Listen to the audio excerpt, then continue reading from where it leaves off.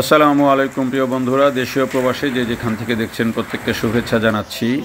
এটি হচ্ছে আখমারাইয়ের মাধ্যমে চিনি উৎপাদনের যে কার্যক্রম, সেই চিনি উৎপাদন কার্যক্রমের উদ্বোধনী একটি অনুষ্ঠানের চিত্র এবং আখমারাই প্রক্রিয়া কেমন হয়, এটি কিভাবে শুরু হয়, চিনি উৎপাদন কিভাবে হয়, এইসব বিষয়টি আজকের এই ভিডিওতে আমরা তুলে ধরব। আর এটি হচ্ছে নাটোর চিনিকল। নাটোরে দুইটা চিনিকল আছে, একটা নাটোর চিনিকল আর একটা নর্থ বেঙ্গল সুগার মিলস।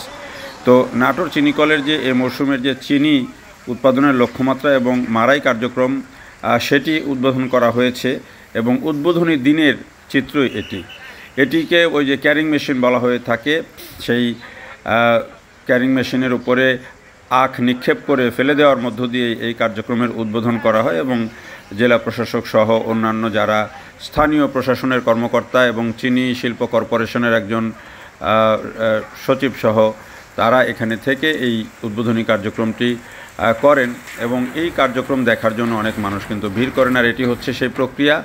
এই যে এখানে প্রথমে এসে আখগুলোকে যেই ট্রাকে করে নিয়ে আসা হয়, ট্রলিতে করে, সেখান থেকে এগুলোকে এই মেশিনের উপরে, ক্রেনের উপরে তুলে দেওয়া হয়। তারপরে সেগুলো সর্টিং করে ওই যেগুলো আটি বাঁধা থাকে সেগুলোকে ভেঙে তারপরে এগুলোকে সর্টিং করা হয়।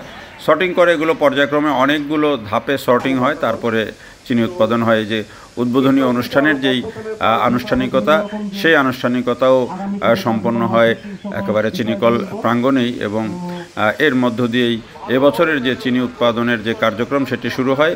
এবছর নাটোর চিনিকলে চিনি উৎপাদনের লক্ষ্যমাত্রা নির্ধারণ করা হয়েছে ৫,১৩০ মেট্রিক টন, যেটি ৬.৭% হারে।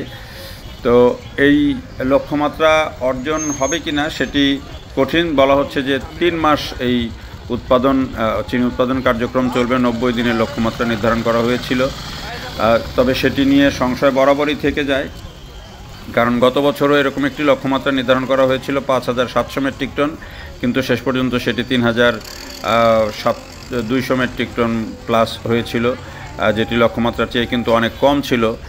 আসলে দিনে দিনে বাংলাদেশে যেই চিনি উৎপাদন, সেই উৎপাদনটি কমতে কমতে কিন্তু একেবারে নিচের দিকে এসে ঠেকেছে এবং চিনি শিল্পের যেই ভবিষ্যৎ সেটি কিন্তু দিনে দিনে খারাপের দিকে যাচ্ছে।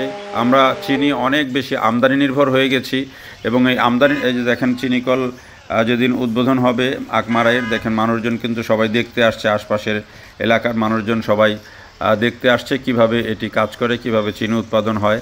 তো যেটি বলছিলাম যে আমাদের চিনি শিল্পটি কিন্তু আস্তে আস্তে একেবারে শেষের দিকে চলে গেছে এবং আমরা কিন্তু এখন পুরোটাই আমদানি নির্ভর হয়ে পড়ছি।